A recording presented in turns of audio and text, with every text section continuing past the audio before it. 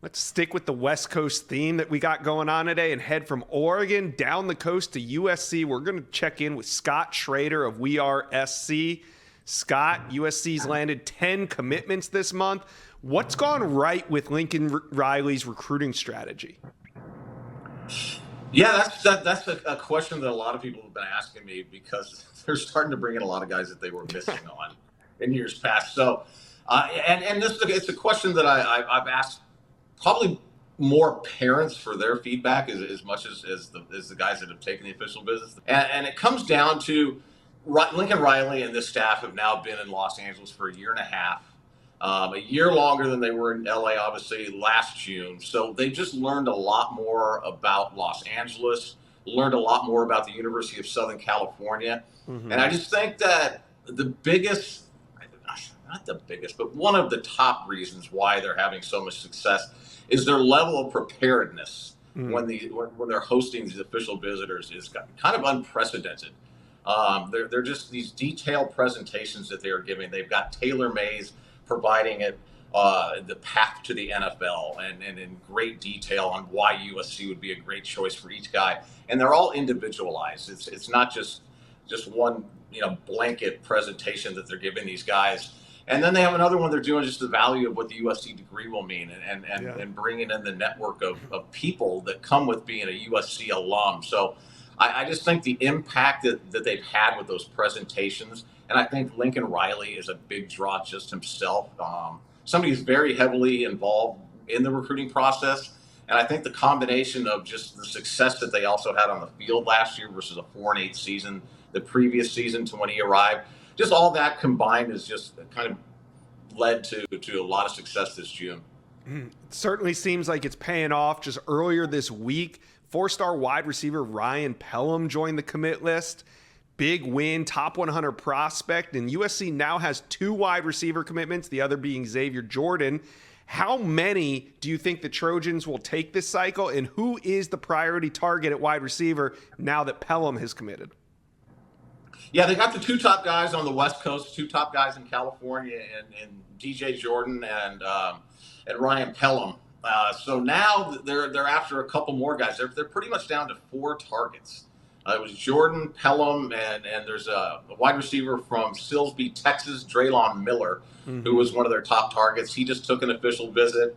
Sounds like they're going to be battling it out with LSU and Texas A&M for him, and trying to get those guys from East Texas out here to the West Coast when Texas A&M wants a guy is going to be beyond challenging. So we'll see how that goes. But he's one of them, and then Mike Matthews from Lilburn, Georgia. Yep. Is the other 5-star receiver. I think it's going to come down to USC and Tennessee for him.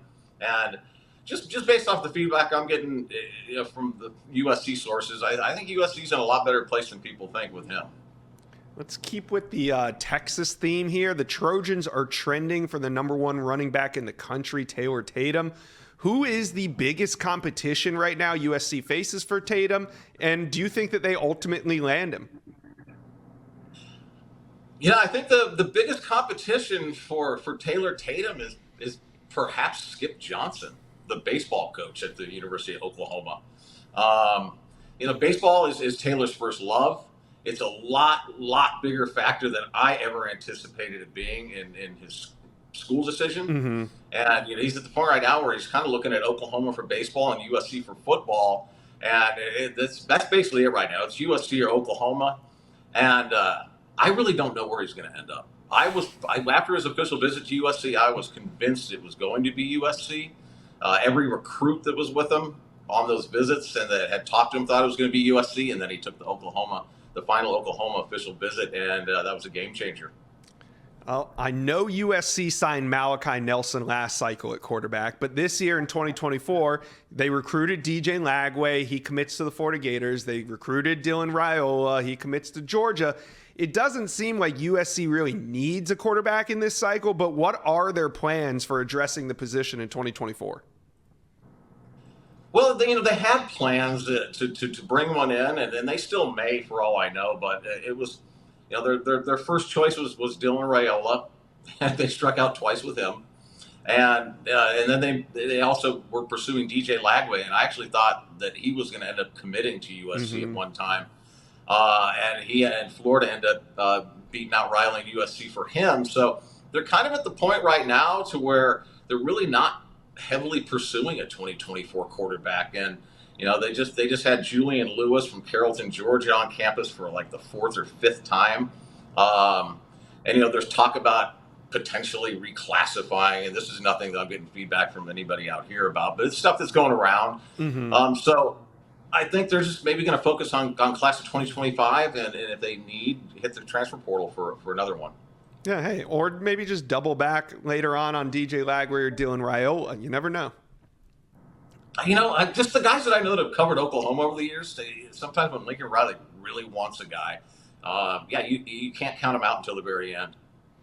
Hey, Scott, what's going on with Brandon Baker and his recruitment to USC? He's the #1 tackle in America. He's right there in California. But when I talk to him, it just doesn't – I don't know if it's on USC's end or if it's on his end, but it just doesn't seem like there's a whole lot of traction there. Yeah. There was a time where he was a regular visitor, and it seemed like it was going in a direction based off the people that you talk to. I know a lot of people at Modern Day, so I typically get a lot of good feedback on their guys, but – it just kind of came down to he wasn't, in his words, vibing with Josh Henson. So I don't really know what that means, because you don't hear that very often with mention about Josh Henson. But he just wasn't feeling USC ultimately, and it could be for a variety of reasons, and I really don't know. But when a local kid leaves USC out of their top 7 or 8, whatever he had recently, it's kind of a statement. Yeah, well, there's plenty of firepower on the board. USC is going to have a fun summer. Scott Schrader, thank you for stopping by the Inside Scoop today. Thank you for watching. Make sure you smash that subscribe button for me. And remember to check out all the videos on the On3 YouTube page.